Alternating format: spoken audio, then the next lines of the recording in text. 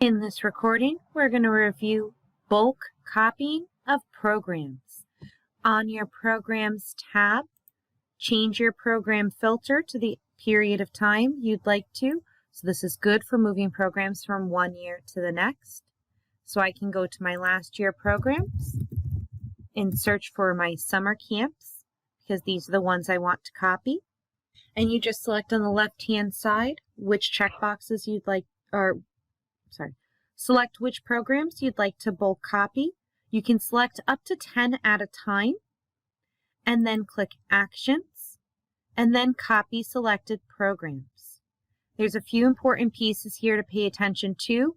Right up here, this add 0 days. This is the important piece. This is where you want to initialize the dates that will automatically get updated in the system. So if you want it, and please pay attention, if you want it to land on the same day of the week, it would be 364 days to land on a Monday and another Monday. 365 days works on the date. Please keep in mind, if anything that you're looking to build has some type of pattern to it, it's important that you match the day of the week it starts so that it continues on that schedule. Then come here, make sure you want to copy the fees, the forms, and the instructors. If you need to update anything for the program name or the custom program code, now is the time to do so. You can also manually change these dates if you know the July 5th is going to be the day that that you guys recognize the 4th of July, so you're open on the 6th instead. You can manually change the dates here and then click on Continue. It'll tell you how many programs are being moved over to draft mode, and then hit Copy Now.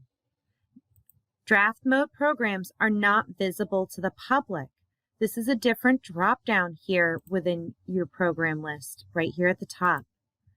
This is where you can come in and you can make sure that you have the description you want, the notes, if you need to update any other information for that program.